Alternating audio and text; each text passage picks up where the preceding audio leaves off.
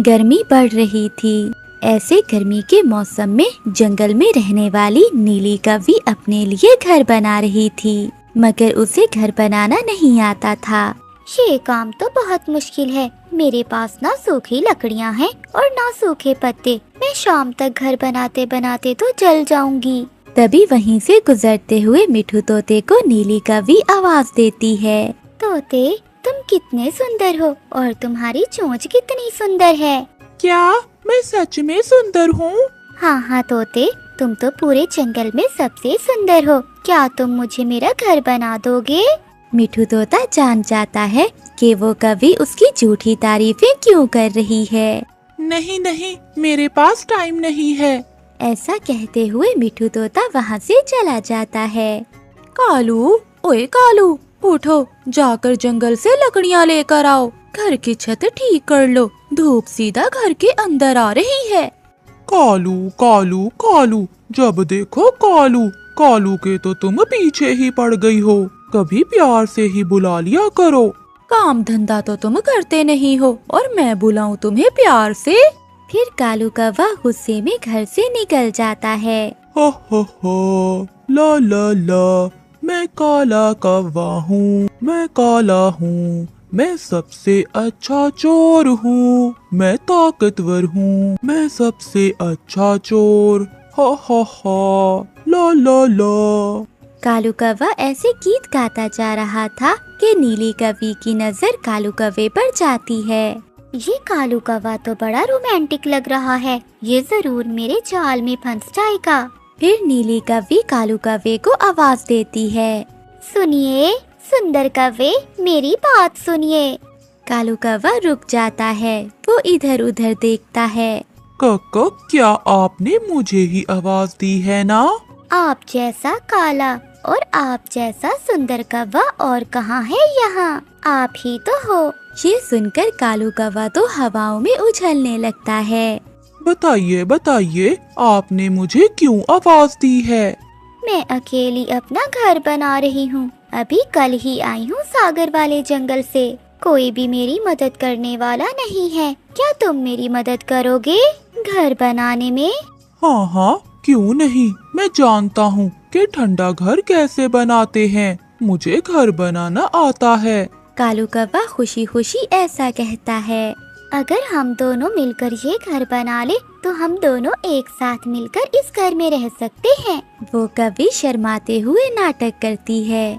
तुम रुको, तुम यहीं रुको, मैं अभी जाकर लकड़ियाँ लेकर आता हूँ। मैं यूं गया और यूं आया। सब भूल भाल के कालू कौवा लकड़ियाँ लेने चला जाता है। कालू कौवा जंगल से लकड़ियाँ काट रहा था। उधर उसकी पत्नी गोरी कौवी कालू कौवे का इंतजार कर रही थी। कालू भैया, अच्छा ही हुआ जो आप अपने घर की मरम्मत के लिए लकड़ियाँ लेने आ गए। हाँ चिड़िया, गोरी मुझे कई दिनों से बोल रही है। कालू कौवा चिड़िया को ये नहीं बताता कि वो तो लकड़ियाँ नीली कौवी का घर बनाने के लिए काट रहा है। कालू कौवा लकड़ियाँ ले जाता है और नीली कौवी का घर बनाना शुरू करता है। और नीली कौवी ठंडी छाँव में बैठकर जूस पी रही थी। चिड़िया, कालू सुबह से छत बनाने के लिए लकड़ियाँ लेने गया हुआ है, अभी तक लौट कर नहीं आया। गोरी बहन, मुझे लगता है कालू अब सुधर गया है। वो जंगल में सख्त गर्मी में लकड़ियाँ काट रहा था। वो थक गया होगा, शायद वो आने ही वाला होगा। मगर कालू जी तो नीली कौवी का घर बना रहे थे। हो गया, आधा काम तो हो गया। अब छत का काम मैं कल करूँगा। कालू कौवे जी, मैंने आप जैसा सुंदर कौवा आज तक कभी नहीं देखा। तुमने तो कमाल कर दिया। अब कल आकर मेरे घर की छत जरूर बना देना। मेरी नहीं, हम दोनों की। मेरी पत्नी कोरी हर समय मुझसे लड़ती रहती है। अब मैं शादी करके तुम्हारे साथ ही इस घर में रहूंगा। कालू जी, तुमने तो मेरे मुंह की ही बात कर दी। अब जाओ और कल सुबह सवेरे ही आ जाना। कालू कौवा घर चला जाता है। कालू, लकड़ियाँ कहाँ हैं? मुझे तो चिड़िया ने बताया था कि तुम जंगल में लकड़ियाँ काट रहे थे। गोरी, वो बुलबुल बहुत गरीब थी।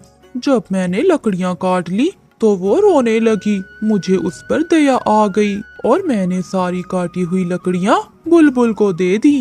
दूसरों की मदद कर रहे हो और अपने घर की छत नहीं है। तुम चिंता ना करो, मैं कर लूँगा। रात हो जाती है। मेरे पास आओ, मैं तुम्हारी चोंच साफ कर देती हूँ। तुम्हारी चोंच पर फल लगा हुआ है। इतना प्यार तो मुझे कभी किसी ने नहीं दिया। तुम मेरा कितना ख्याल रखती हो। नीली जी, मैं तुम्हारे लिए जान दे दूंगा। मैं जान भी दे दूंगा। मैं जान। पास पड़ा हुआ झाड़ू उठाकर गोरी कवि कालू के एक लगाती है। उठ जाओ, अब उठ जाओ, सुबह हो गई है और तुम अभी तक सपने देख रहे हो। कालू कौवा जल्दी से उठ जाता है। मुझे जाना था, मुझे सुबह सवेरे एक काम पर जाना था। ऐसे कहते हुए कालू कौवा जल्दी से चला जाता है। आप आ गए, मैं कब से आपका इंतजार कर रही थी। सारी रात तुम मेरे सपनों में आकर मुझसे प्यार भरी बातें करती रही हो। मुझे सोने नहीं दिया तुमने। अब जल्दी से घर की छत मुकम्मल कर लो, फिर सारी रात बैठकर बातें किया करेंगे। मैं करूँगा दूसरों के घर चोरियाँ और तुम्हें ला कर दूंगा अच्छे अच्छे फल। कालू कौवा फिर से काम पर लग जाता है। वो सूखा घास लाता है और वो छत मुकम्मल कर लेता है। सारा दिन धूप में कालू कौवा नीली कवि का घर बनाता है और शाम तक कालू कौवा नीली कवि का घर बना लेता है। अब मैं अपना सामान उठा लाता हूँ। मुझे नहीं रहना उस गंदी शक्ल वाली गोरी के साथ। ऐसा कहते हुए कालू कौवा जल्दी से अपने घर जाता है। कालू, तुम कहाँ थे?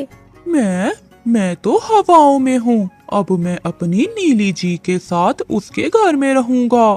मैं जा रहा हूँ, बाय।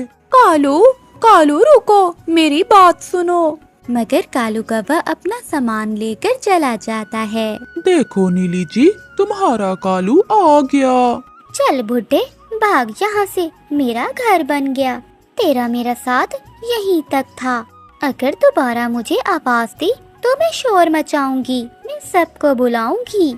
नीली कवि का ये रवैया देखकर कालू कौवे की तो अकल ही मर जाती है। कक्का, क्या ये तुम क्या कह रही हो? नन्ना नीली जी, भाग जाओ, दफा हो जाओ यहाँ से, बुढ़े कहीं के। फिर कालू कौवा अपना सामान लेकर नदी पर जाकर बैठ जाता है, क्योंकि उसे मालूम था कि वो अब अपनी पत्नी गोरी कवि से बहुत पिटने वाला है। गोरी कवि रानू चिड़िया के घर मिठाई लेकर जाती है। चिड़िया, ये लो मिठाई खाओ। ये मिठाई किस खुशी में है गोरी बहन? चिड़िया बहन, मैंने अंडा दिया है। फिर तो बहुत खुशी की खबर है। चिड़िया बहन, मगर एक समस्या है। वो क्या गोरी बहन? मेरा पति आज विदेश के जंगल चला गया है। अब मैं अंडे का ख्याल रखूंगी या भोजन ढूंढ कर लाऊंगी? आपका पहला अंडा है, आप अपने अंडे का ख्याल रखना। रही बात भोजन की, तो वो मैं ले आया करूंगी। आखिर पड़ोसन हूँ मैं आपकी। चिड़िया बहन, तुम बहुत अच्छी हो। फिर गोरी कवि अपने घर लौट जाती है। कालू, अब तुम जल्दी से अपने मामा जी के पास चले जाओ और 1 महीना वहीं रहना। मैंने अपने भोजन का बंदोबस्त कर लिया है। अगर किसी को पता चल गया कि ये अंडा असली नहीं बल्कि प्लास्टिक का है, तो पक्षी मिलकर तुम्हें बहुत मारेंगे।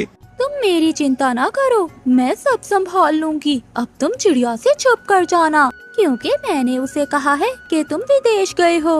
फिर कालू कौवा अपने मामा जी के पास चला जाता है। चिड़िया बहन, अब बस भी करो, इतना सारा दाना तुम क्या करोगी? तोते भैया, मुझे गोरी के लिए भी भोजन लेकर जाना है। आज उसने अंडा दिया है और मैंने उसे कहा है कि वो अंडे की रक्षा करे और भोजन मैं ले जाऊंगी।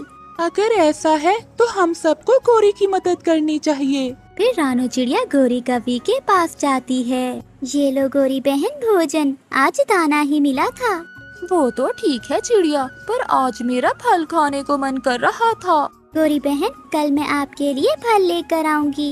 इस पेड़ पर तो पका हुआ अमरूद लगा हुआ है। मैंने तो पेट भरकर दाना खा लिया है। मैं ये फल गोरी कवि को दे आता हूँ। बेचारी अंडे पर बैठ बैठ कर थक गई होगी। मिठू तोता वो पका हुआ अमरूद लेकर गोरी कवि के पास जाता है।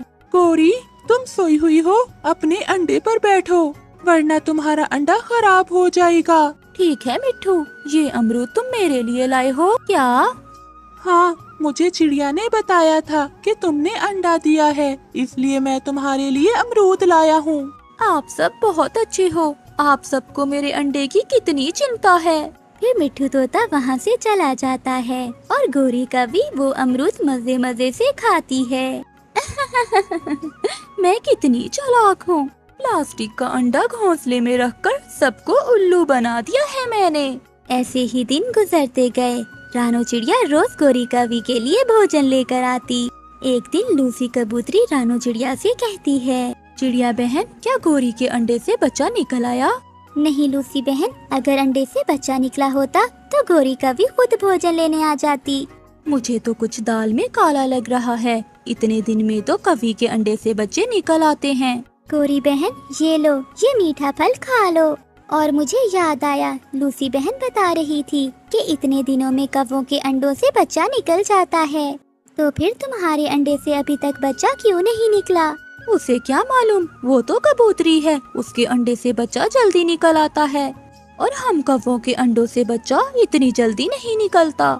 अच्छा, अब मैं चलती हूँ। कई दिन गुजर जाते हैं मगर गोरी कवि के अंडे से बच्चा नहीं निकलता। बच्चा निकलता भी कैसे, वो अंडा तो प्लास्टिक का था। गोरी कवि ने तो पक्षियों को बेवकूफ बनाया हुआ था। चिड़िया, आज मैं भी आपके साथ जाऊंगी और देखूं तो सही वो अंडा कैसा है जिसमें से अभी तक बच्चा नहीं निकला। फिर लूसी कबूतरी रानो चिड़िया और मिठू के साथ गोरी के घर जाती है। गोरी बहन, ये लो चावल, जब अंडे से बच्चा निकलेगा तो उसे जरूर बताना कि उसका मिठू मामा हर रोज उसके लिए भोजन लाता था। और ये भी बताना कि चिड़िया मौसी भी हर रोज खाना लेकर आती थी। अगर आप सब मेरी मदद ना करते तो मेरे लिए बहुत मुश्किल हो जाती। गोरी बहन, अपना अंडा दिखाना, मैं देखूं तो सही बच्चा स्वस्थ भी है या अंडा खराब तो नहीं हो गया। नहीं, मेरा अंडा ठीक है, ऐसे हाथ लगाने से मेरा अंडा टूट भी सकता है।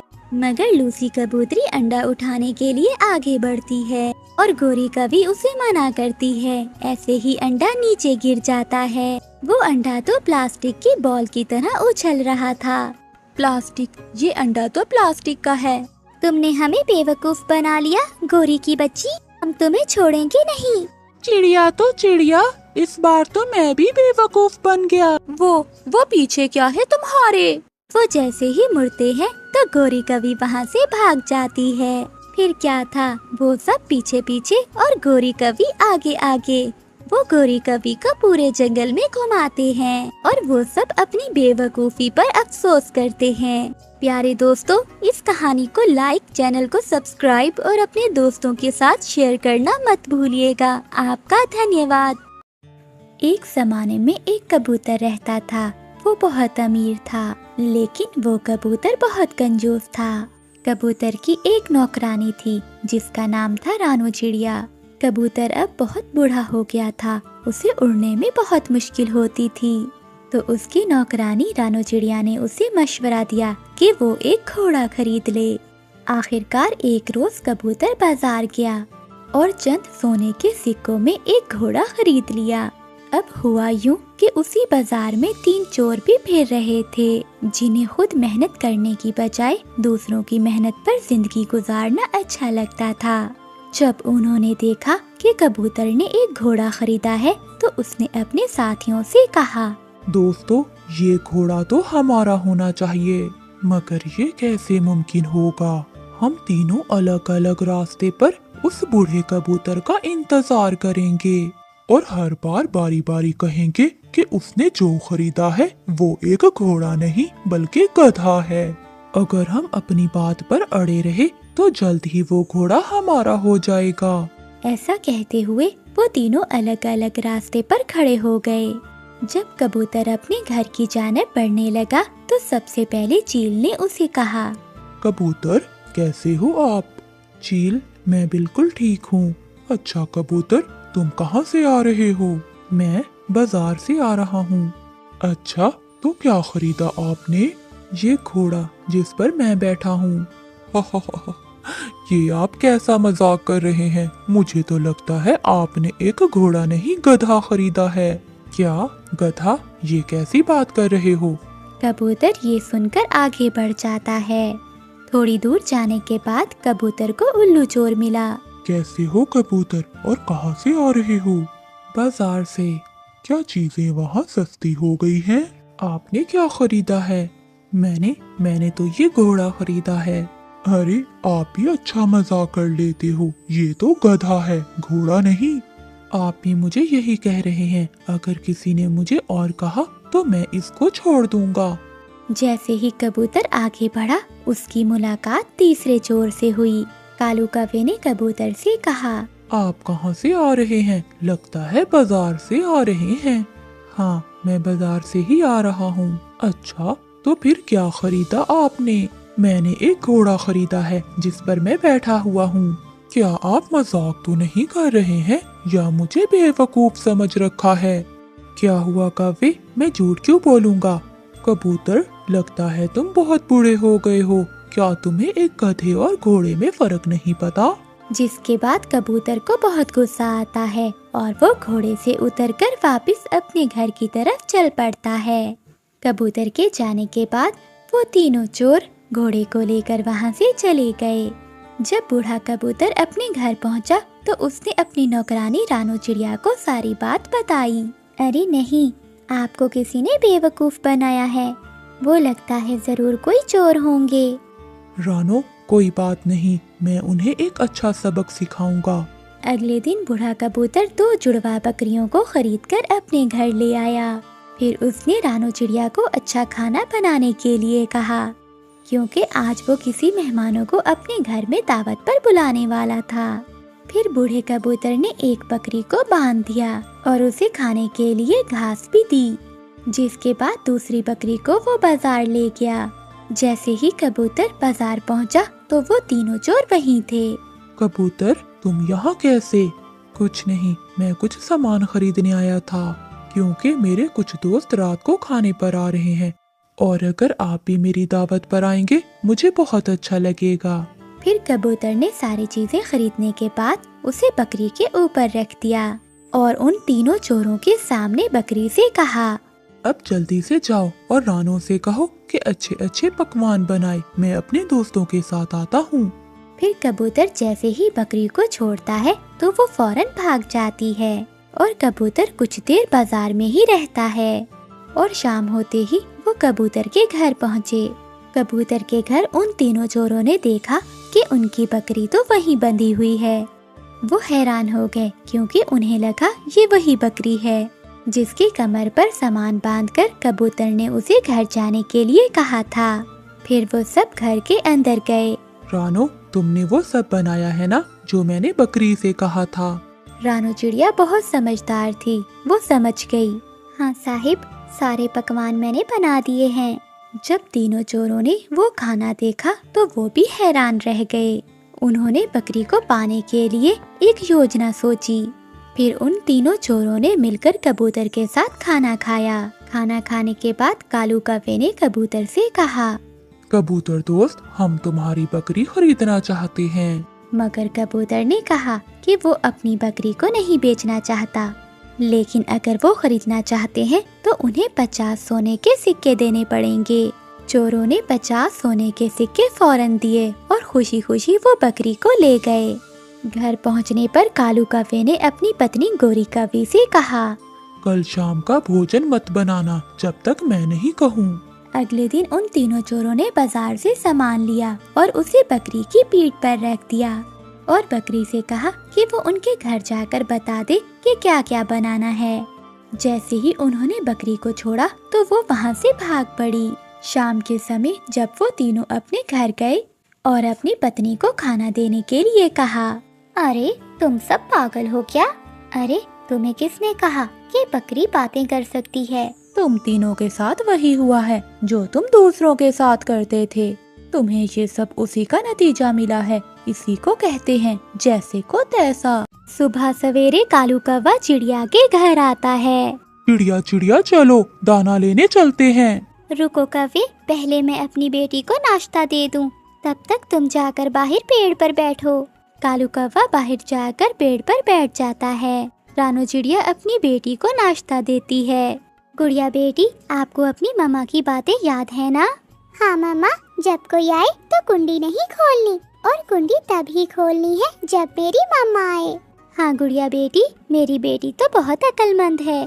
फिर रानू चिड़िया और कालू कौवा दोनों घर से निकलते हैं। मैदान में चिड़िया को एक चने का दाना नजर आता है। चलो कव्वे कव्वे, वो देखो वहाँ कुछ है, हमें जाकर देखना होगा। चिड़िया, ये तो चने का दाना है। तुम्हारी चोंच छोटी है और कमजोर भी, ये तुमसे खाया नहीं जाएगा।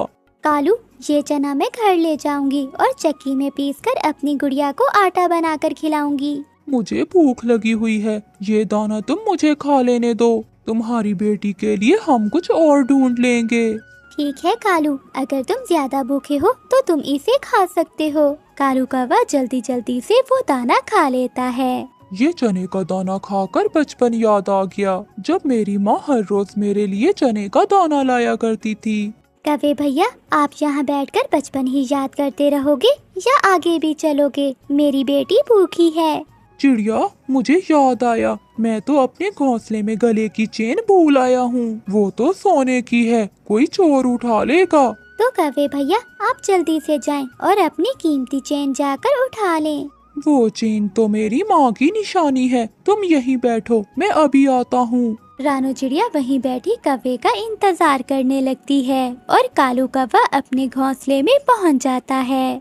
चिड़िया को क्या पता कि चने का दाना खाकर मुझे तो बहुत नींद आती है। मेरा पेट तो भर गया, नींद तो अब मुझे आएगी।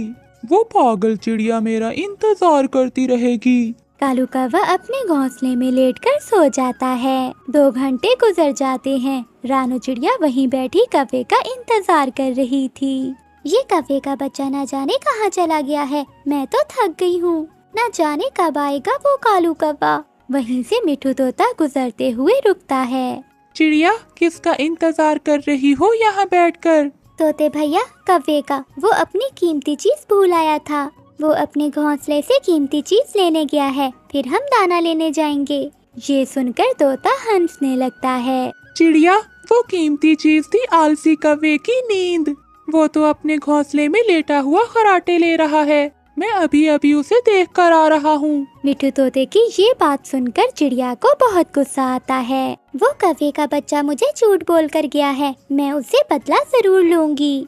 रानू चिड़िया उड़ती है और घने जंगल से अपनी बेटी के लिए एक फल ढूंढती है। फिर चिड़िया घर आकर गुड़िया को भोजन देती है और बाद में सो जाती है। ऐसे ही कुछ दिन गुजर जाते हैं। आज तो भोजन ढूंढने का मन नहीं कर रहा, आज फिर से उस चिड़िया को पागल बनाता हूँ। ऐसा सोचकर कालू कौवा चिड़िया के घर जाता है। कव्वे भैया, क्या आपकी उस दिन कीमती चेन मिल गई थी?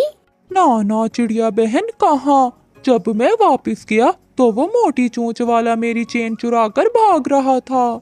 मैंने उसका पीछा किया और वो एक पेड़ की खोखर में जाकर छुप गया।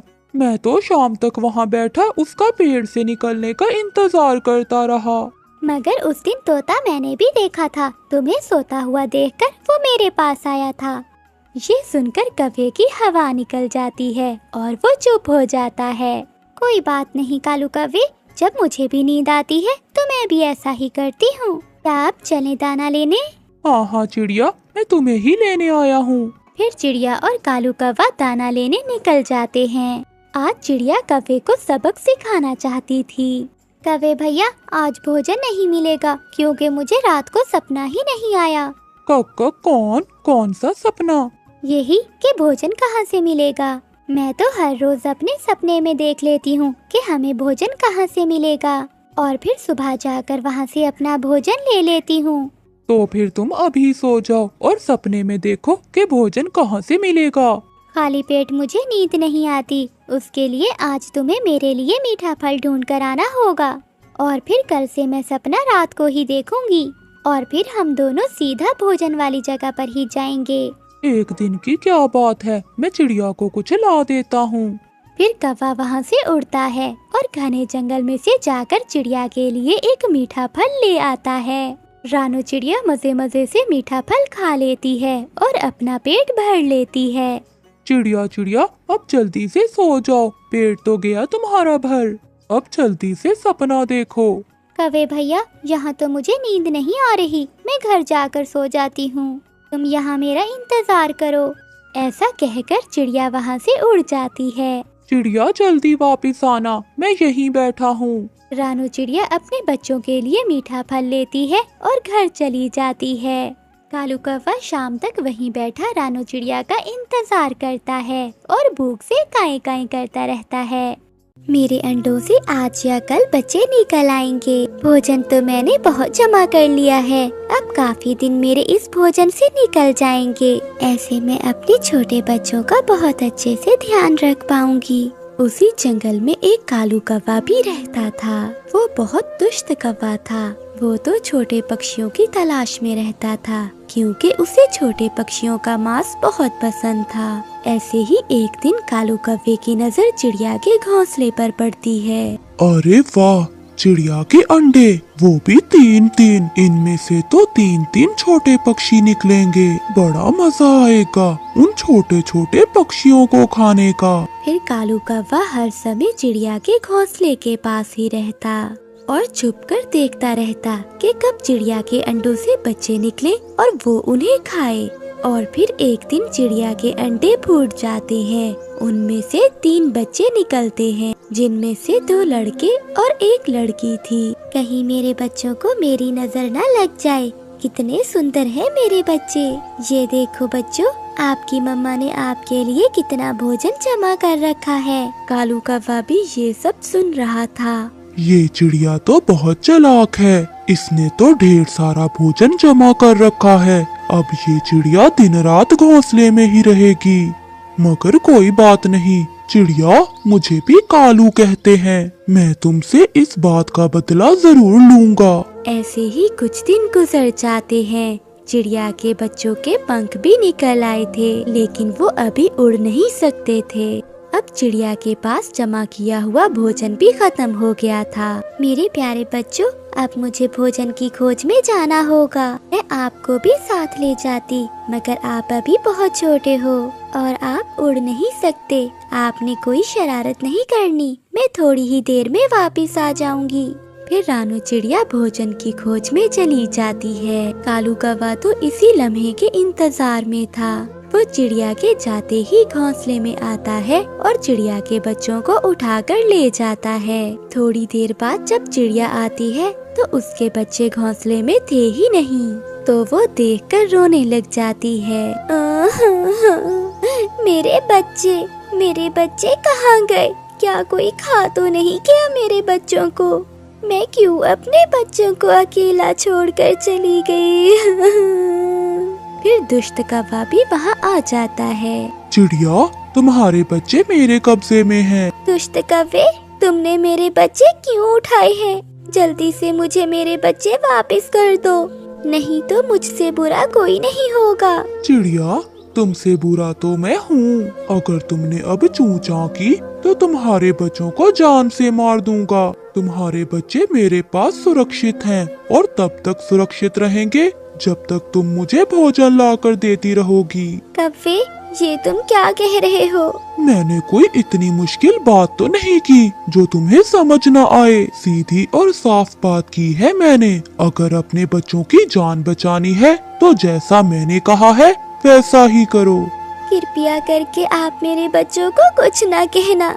आप जैसा कहोगे मैं वैसा ही करूँगी। मुझे हर रोज भोजन चाहिए, इसी जगह आकर मैं ले जाया करूँगा। चिड़िया बेचारी बेबस होकर कौवे की बात मान लेती है। रानू चिड़िया हर रोज कालू कौवे के लिए ढेर सारा भोजन लेकर जाती और कालू कौवा आकर उससे सारा भोजन ले जाता। अब तो चिड़िया की ममता बहुत तड़प रही थी। काफी दिन हो गए थे, उसने अपने बच्चों को अभी तक ना देखा था। और फिर एक दिन वो कौवे से कहती है, कौवे, मुझ पर दया करो, मेरे बच्चे मुझे लौटा दो, मैं फिर भी तुम्हें भोजन दिया करूँगी। अगर फिर ऐसी बात की तो फौरन जाकर तुम्हारे बच्चे मार दूंगा। लगता है तुम्हें अपने बच्चों की जिंदगियाँ प्यारी नहीं है। नहीं नहीं कालू भैया, आप ऐसा ना करना, मैं दोबारा ऐसी बात नहीं करूँगी। फिर रानू चिड़िया उदास होकर नदी पर जाकर बैठ जाती है। वहाँ मिट्ठू तोता भी बैठा हुआ था। क्या बात है चिड़िया, तुम इतनी परेशान क्यों लग रही हो? फिर रानू चिड़िया मिट्ठू को सारी बात बताती है। चिड़िया, वो कौवा तो बहुत दुष्ट है। उसने मेरे बच्चे भी खा लिए थे और मुझसे झूठ बोलकर वो मुझसे भोजन भी लेता रहा। उसने तुम्हारे बच्चे भी मार दिए होंगे और अब वो तुम्हें ब्लैकमेल कर रहा है। ये सब सुनकर चिड़िया का मन तो फट जाता है।